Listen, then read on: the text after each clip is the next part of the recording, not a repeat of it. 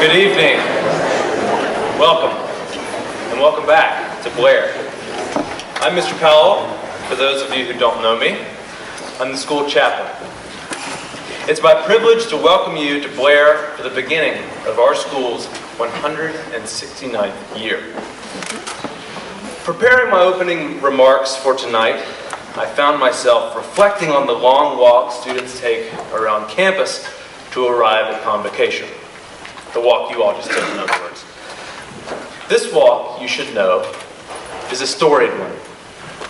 It's a walk that many before you have trod. At one time, the entire Blair student body processed to the First Presbyterian Church down on Main Street. As our school has grown, we've required a larger arena to hold us all, hence why we're here in Dubois Theater. Yet the path you took tonight is no less historically weighted for the change in destination. And like the path that led you here, you have each also taken paths that led you to Blair. I encourage you to think about that tonight. As we stand on the precipice of a new school year, think about all the things that have crystallized just so to make possible your being here, your being a part of this community. The path our school has taken to where it is today is, like yours, also unique. In 169 years, Blair has indeed seen much in the way of historical change and significance. It has, for instance, seen this country at war with itself in the 1860s. Blair has seen its sons and daughters take flight from their home nation to participate in two wars whose struggle encompassed the fate of the entire world. Blair has matured with our nation as traditionally marginalized people have struggled and struggle still for the right to be seen as equals. And Blair continues to persist today, seeking to meet the pressing challenges facing us right now in our own time. It's thus not just we who are embodied here in flesh and blood, that begin the journey into Blair's 169th year then. The spirit of those that have come before us during Blair's long history enriches our every step. We do well, I think, to invoke their memory. Doing this together as a community, we fulfill the designation of tonight's gathering. This is not an invocation, after all, but a convocation, where we, as a school, look ahead to a new year with hopes bolstered by the efforts of our forebears, whom we, wittingly or not, invoke each day in our strivings. These efforts, over the long history of Blair, have made our school what it is today in its manifold diversity.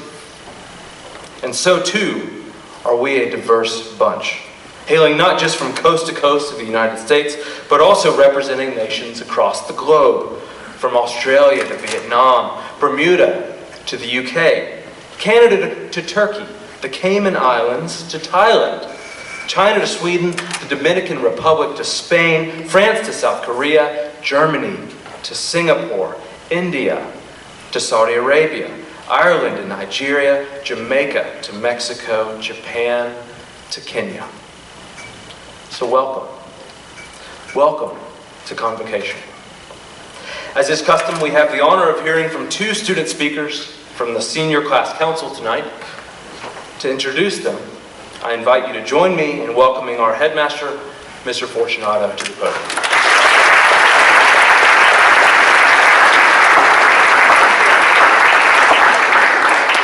Good evening, everyone. Good evening. Thank you, Res. It has been a tradition at Blair to have representatives of our Senior Class Council talk to you about the year ahead. I couldn't think of two better representatives to be able to speak to us about their thoughts, about their experiences at Blair, and about what our 169th year will look like ahead. So I invite with pride two terrific student leaders to the podium, Ben Chaya and Lauren Tung, to address you this evening.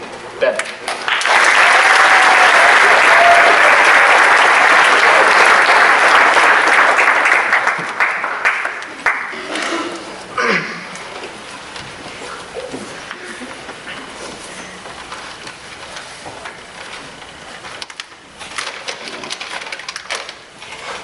As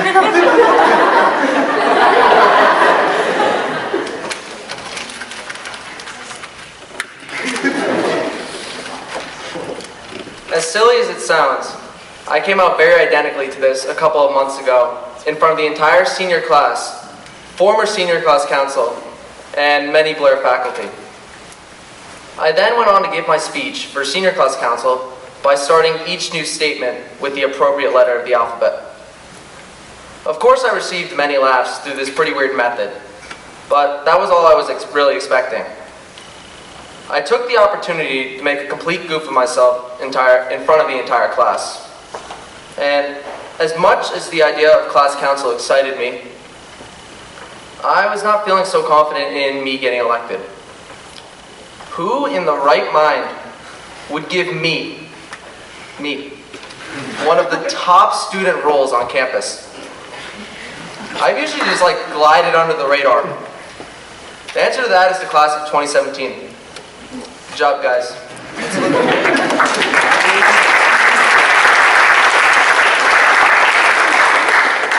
Let's see how this one works out.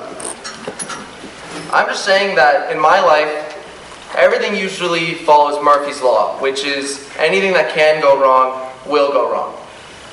I've made my fair share of mistakes throughout my Blair career, but where does that leave me today? If there is anything I have learned throughout the past 3 years is, despite the mistakes you may end up making here, Blair itself is a place full of opportunities that can be seized by everyone. I feel I'm a wonderful example of this phenomenon. Freshman year, if you were to ask anybody who I was, they'd probably respond, "I don't know who that kid is," or "I probably haven't seen him in a while." I wasn't a very outgoing person.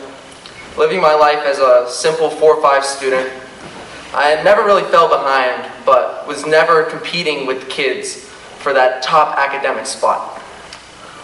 But the whole reasons why I was avoiding commitment was because I still didn't really think Blair was the place for me, and that something like student council was completely out of reach. If you were to tell me 3 years ago that I would be in charge of a bunch of prefectees and have a role in SEC, I would say that is as crazy as something like Donald Trump running for president. What an interesting turn of events. But honestly, it took some time to figure out that maybe I wanted to take a bigger role and escape my comfort zone. I wish I knew how easy it is to do stuff here, if you just have the right attitude. I'm not trying to be preachy, but if you ask anyone, I predicted last year's headmaster's holiday in a dream. I think that says something.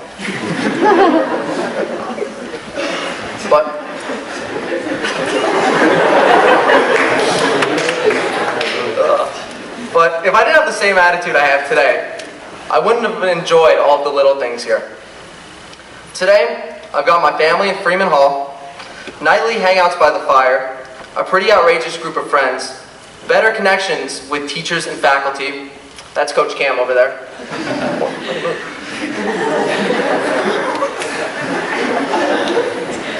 And a different perspective on this place. So all I want to say is that I encourage, whether you're new or not, to get out around here. Of course, I don't expect you to succeed as physically and academically that I have, because that is very much impossible. But you can come in a close second behind me.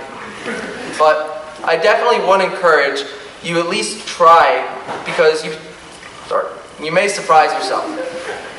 So to the freshmen, this is going to be a very interesting year for you, but you're able to define yourself here however you want, so really take advantage of that.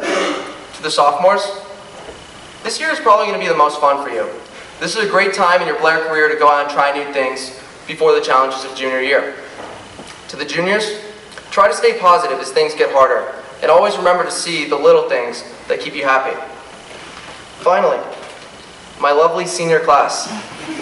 My, have you grown? Honestly, I'm in the same boat as you, so I really don't have any advice for you. But I say we just get out there and enjoy this final year of Blair together. Thank you all, and have a splendid evening.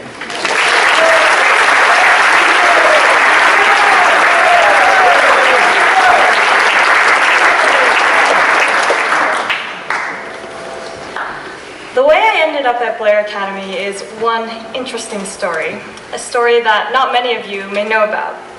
Let's just say Blair and I 5 years ago would never have been predicted to be the power couple we are today. Way back in 2012, I know, before the freshmen were even born, I was a mischief student at school in Hong Kong. I had very poor grades and was a moody teenage girl who liked to fight with my parents a lot. They decided that they didn't want me anymore. Jokes, but to send me away to boarding school, which is, I think, basically the same thing. My sister at that time was attending Hotchkiss, another boarding school in Connecticut. I was forced to apply even though I loved my school in Hong Kong and didn't want to go anywhere else. My hatred towards boarding school must have shown through because I didn't get in. We even looked at other boarding schools like Petty and Lawrenceville, but we all know how those schools are, so none of them accepted me either.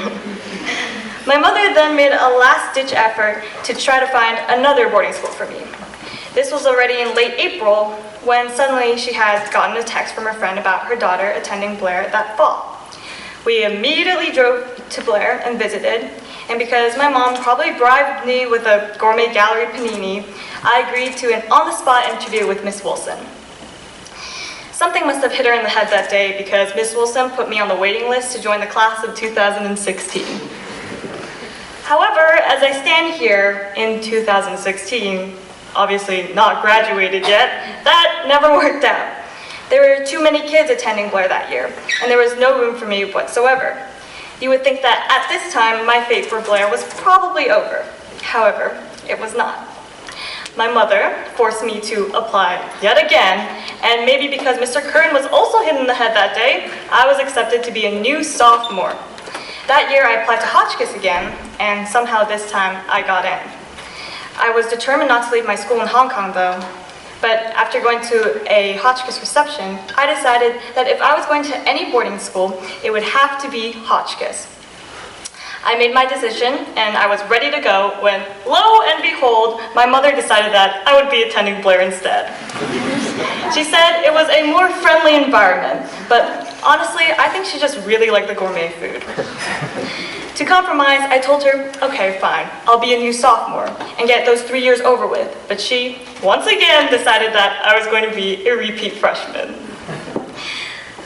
I cannot tell you enough how much Blair was not in the plan for me at all. However, life is a curious thing, and sometimes we have crazy mothers who go behind your back and make decisions for you. Life does this thing where it puts you where you're meant to be. I don't know what would have happened if she hadn't gotten the text about Blair, or what would have happened if I went to Hotchkiss instead. But my mother just knew that Blair was the place for me. And annoyingly, like most of the time, she was right. My brother always asked me, what would have happened if I didn't end up at Blair?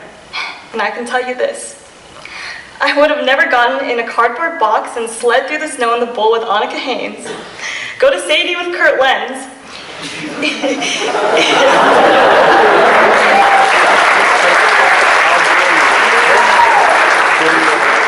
eat pizza with Mr. Sykes and Ollie, or kiss Kendrick in the play.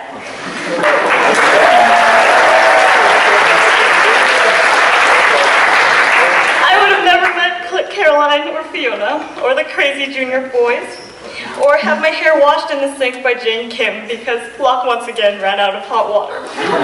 I would have never met George on SCC, block a punted ball with my face sophomore year in JV soccer on Petty Day, or get the opportunity to prefect energetic Libby and Sajel, what I already look forward to when I go back to the dorm at the end of the day. I would have never had the good times or even the bad times. I would have never had any of these experiences, and these experiences would never shape me to be the person that I am today. For those of you who don't wonder whether or not you should be at Blair, let me tell you one thing. You're here now, and whether or not you believe it, you're here for a reason. I may not believe in fate or destiny, but I do believe that the people here will inspire you. You will make friends and meet people who will influence you to be kind, good, and support you through it all. And that's something you should never let go of. As you go through the year, have courage and be kind. Blair may never have been the place I thought I would end up in, but boy was it what I needed. I hope Blair is what you need too. Thank you.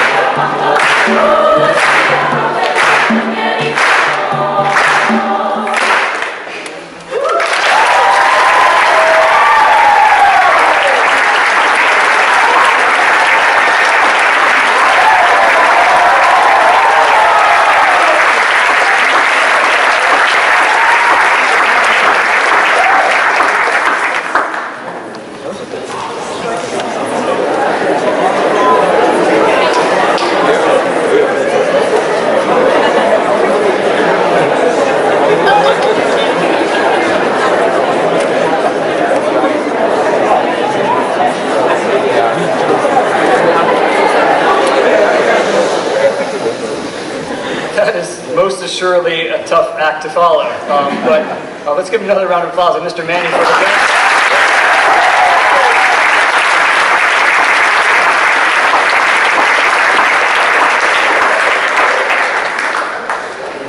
It is my pleasure as your head of school to officially begin the 2016-17 school year at this, our 169th convocation.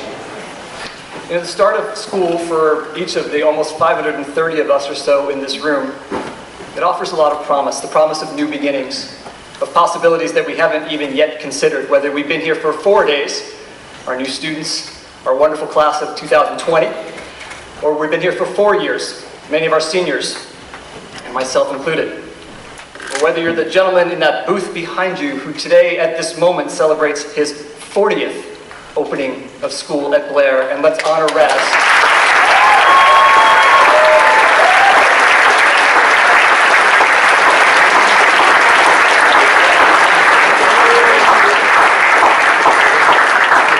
Today, new and returning faces and voices collectively breathe renewed life into our community, and it builds on the chorus of all who have come before.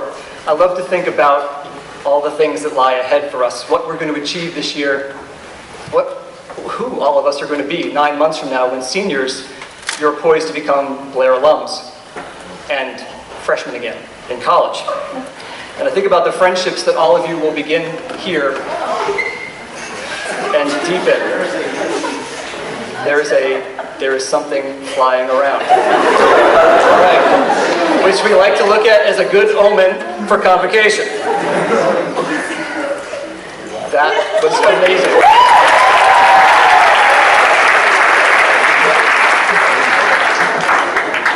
All right, let's give her a 6-0 on that. Okay. All right. It's really hard to compete with the bugs, but thank you guys for trying anyway. All right, building on the support of all your families, the friendships and relationships that you will all make here with bug wranglers and others, with your teachers, they're going to form the foundation they have of all that you'll need for your success here. The heart of what you need to succeed at Blair can be found in the people in this room right now. And because of that, I'd like to start by asking each of you just to take a moment. Turn to a person next to you, look them in the eye, kindly, not creepily. Shake that person's hand, give them a fist bump or a high five, and wish them a great year ahead.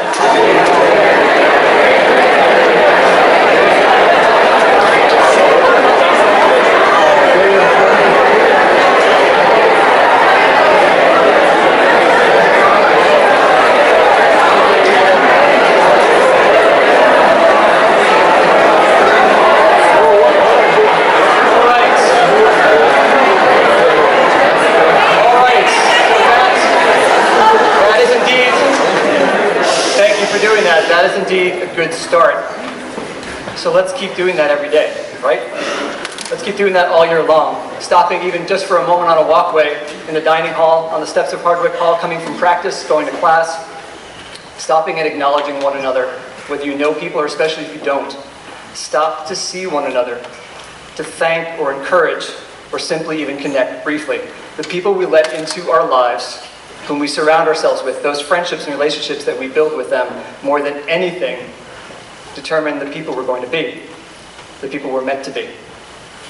And so tonight I'm going to invite you to, or challenge you, actually, challenge all of us, to do 3 things this year. The first is this: look up more than down. Second, be a builder and not a cynic. And the third, be kind even when others might not be. So the first of these things, I find that opening speeches, we tend to do a couple of things. We look back at our history, our traditions, our accomplishments. We look ahead to the road that lies before us. And certainly we want to celebrate our past and look ahead to our future. But I'd like to take a few minutes focusing not just on the past and the future, looking back and looking ahead, but instead looking up. So show of hands, who here has ever stood outside at one point, looked up at the stars when you're thinking about something important or have something on your mind? Okay, it's a pretty good number. It's a pretty universal thing. Something that's been shared by human beings throughout history, as well as, and I since discovered this when I was in Disney World this summer, almost every major Disney character in some scene that I've ever loved in a movie. I will show you that, as I saw a group of sophomore day girls today who were singing Disney songs outside of West, told them I would make some Disney reference, and I'm going to fulfill my promise to that.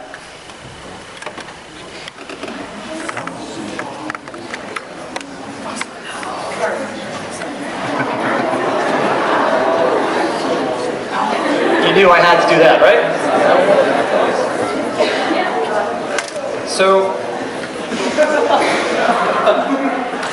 So listen, I promise not to burst into a chorus of When You Wish Upon a Star, at least not now. We'll save that for school meeting. I want to share, though, for a moment why I too look up, and why all of us might want to look up more often. Sometimes to the stars, following the lead of whether it's Shakespeare or Simba, Whitman or Wally, Stephen Hawking, or yes, indeed, Luke Skywalker. 16 years ago, staring up at the stars on a beach in the Caribbean, I realized I had fallen in love with Mrs. Fortunato. Okay, thank you. Now, this was actually in the aftermath of running to grab all of our belongings that were going out to sea because we failed to realize that the tide was coming in and our wallets and our shoes and all those things were going out there. It was quite a frantic moment. And actually, speaking of frantic moments, I'm just realizing now, so I said that was 16 years ago.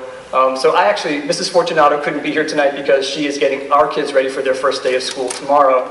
And she would probably, if she were here, correct me to say we met 17 years ago, not 16. So what I'm going to do actually is fact correct a little bit of what I just said. So 17 years ago, I fell in love at first sight with Mrs. Fortunato, and then a year later, realized the depth of my love on the beach that night.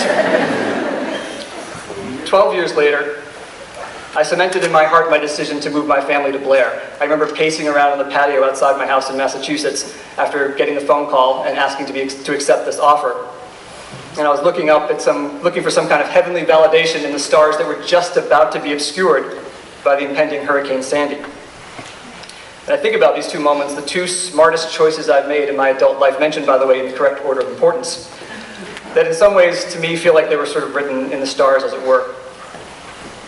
Since I've been at Blair, whenever I'm walking around campus in the evening, I like to steal moments to look up at the kind of beautiful sky, nighttime sky, that we experience on the hilltop in this part of northwest rural New Jersey. I want to share a picture with you. If I can.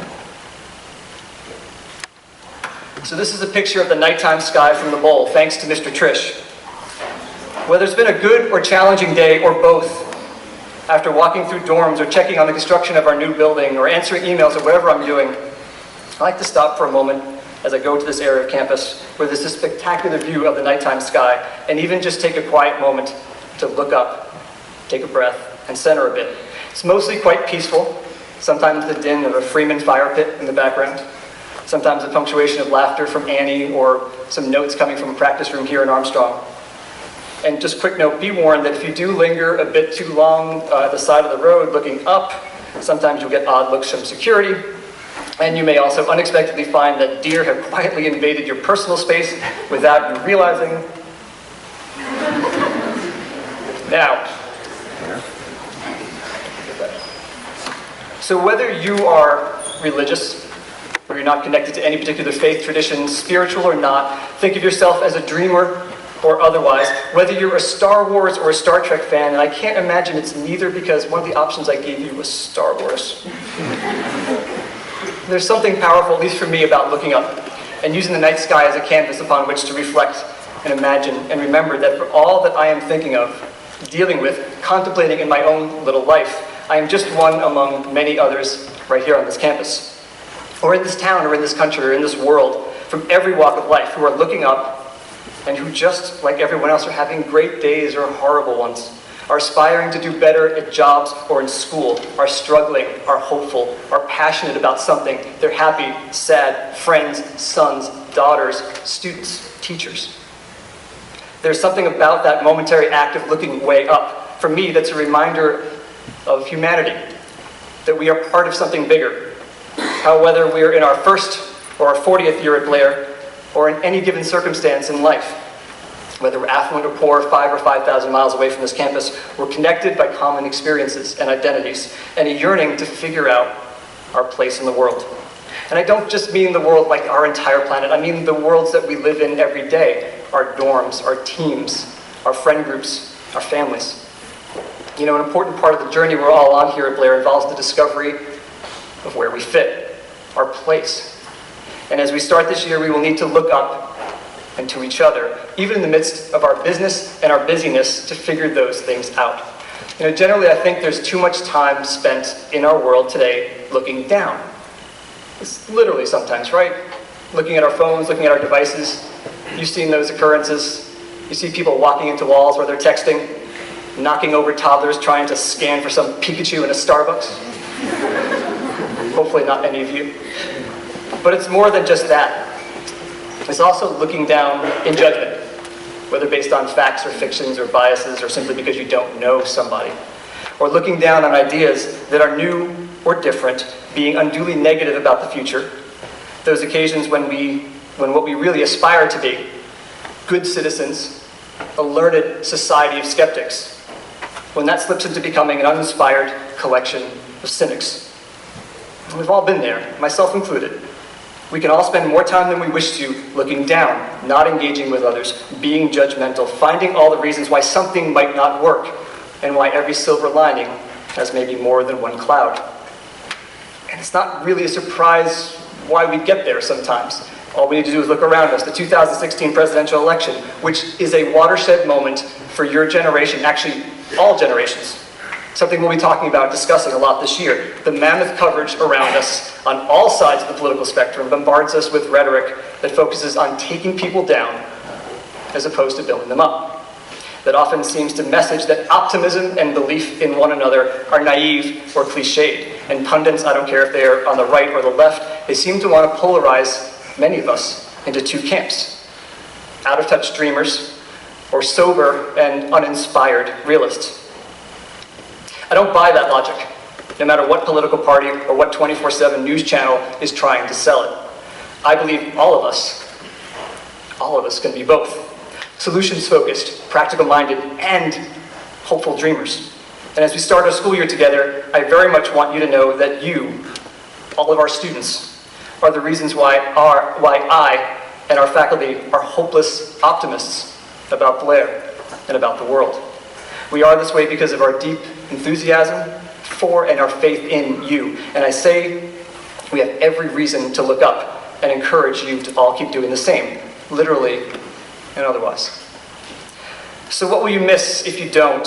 It turns out a lot, probably quite a lot. It could very well be the most meaningful friendships, conversations, opportunities that you might have in your life, without exaggeration. It could be the friendship that you make, the friendship that you still have at your 50th Blair reunion. It certainly could also be small things, but small things matter, especially in these moments. Having a conversation that leads you to an activity, or someone to sit with at the dining hall table, or finding a class or a group or an activity that you want to be a part of. Those easily might not happen if we are too often looking down, checking our phones, our heads a little lower, maybe even out of embarrassment or anxiety or fear or preoccupation or sometimes even fatigue.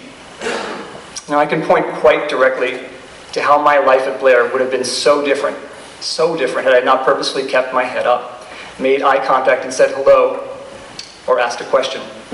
Had I not done so on the way back from Skeptics one evening, or on a walk back from an art show last fall, walking across the Princeton Blairstown Center a few years ago at the freshman retreat, or doing a late night loop around campus in my first year, I likely would not have had the conversations that led to becoming an advisor to students who have brought so much to my and Mrs. Fortunato's lives over the last 3 years.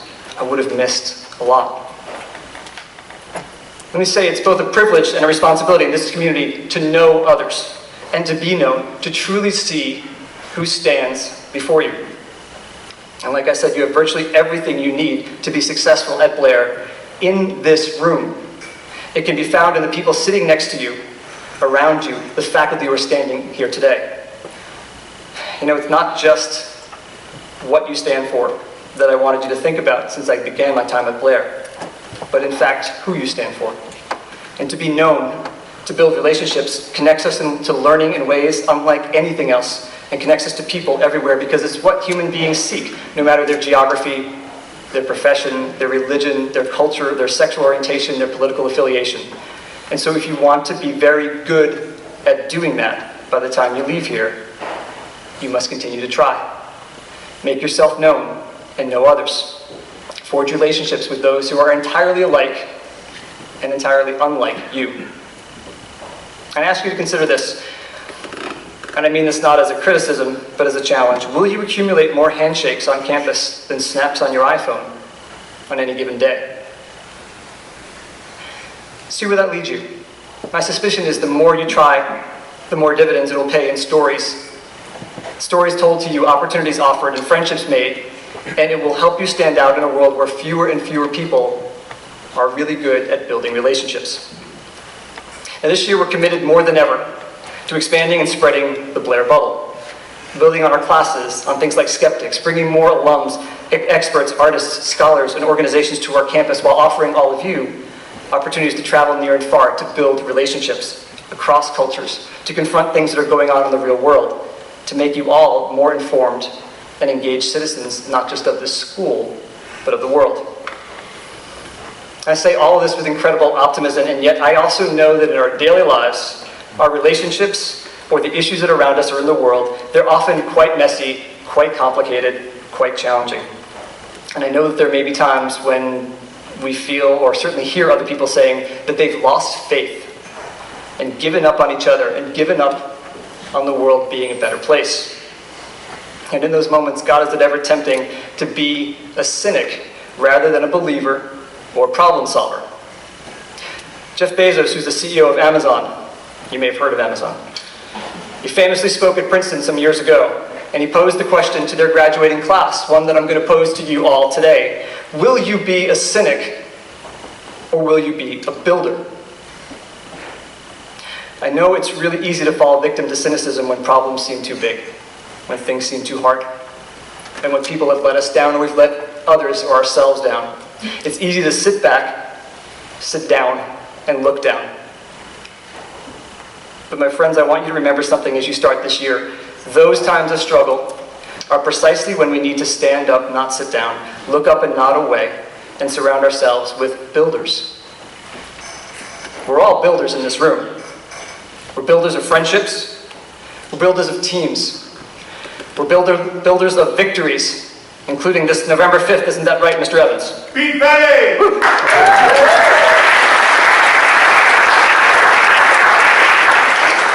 We're builders of TEDx conferences, of plays, of English exhibitions, service projects, art portfolios, robots, clubs, bonfires, buildings, concerts, chapel talks, Friday school meetings, dorm communities, and so much more.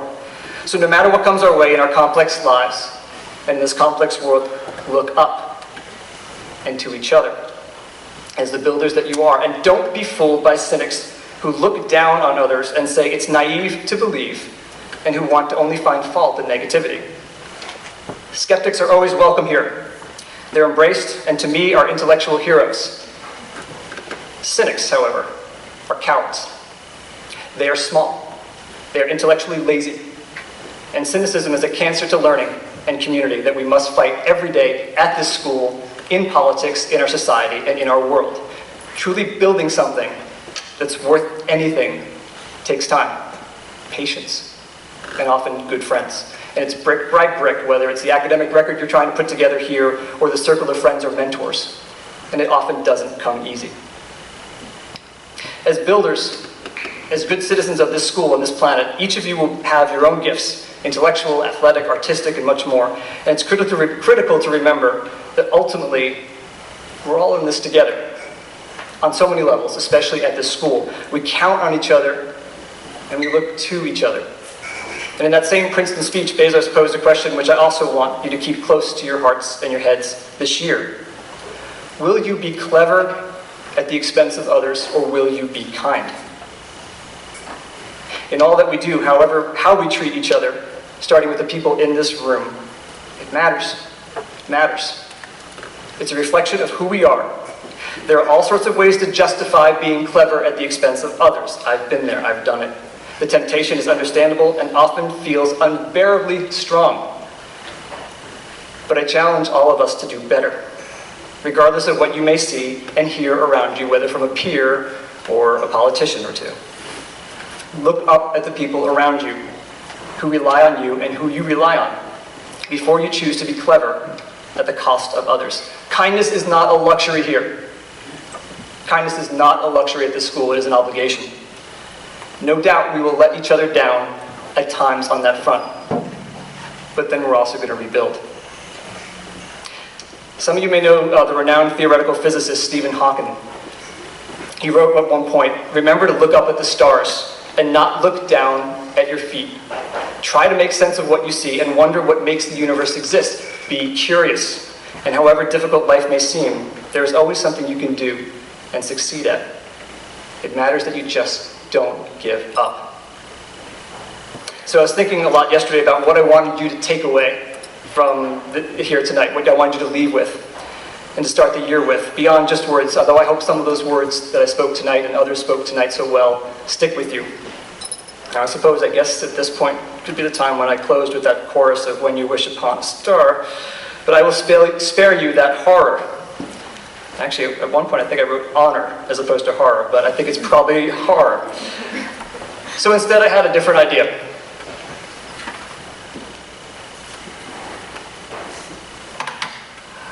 I decided to buy us a star.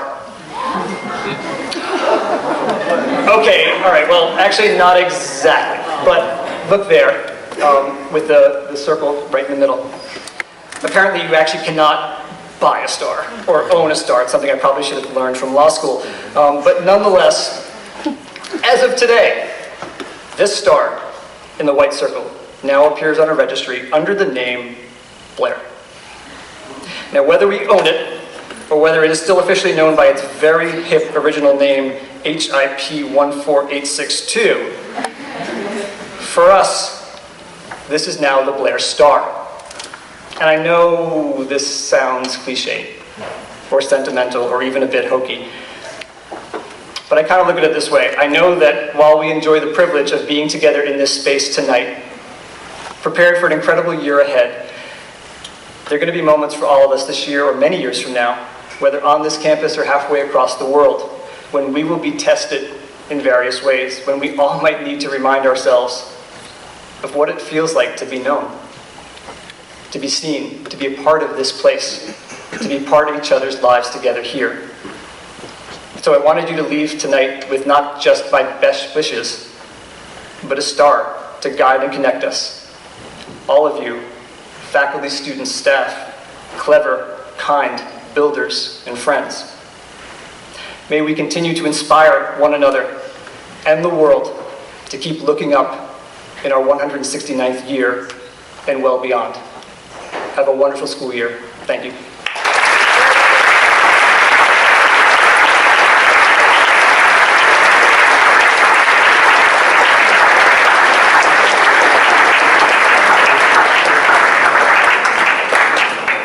I'll close our time this evening with a word of promise and hope for the year to come. I invite you to pray with me if you feel comfortable doing so. God of many names, as we leave from Convocation, thankful for the friendships reignited after a long summer, as well as for the new relationships kindled just in the past few days, we ask for the very best in the weeks ahead. For humor in our strivings and lightness when struggles find us. We leave here with the hope that in 2016 and into 2017, we'll each work hard, do our best, and act in such a way that our finest selves might find their footing to stand fast and to stand firm. Amen. Thank you all. Good evening, and seniors first.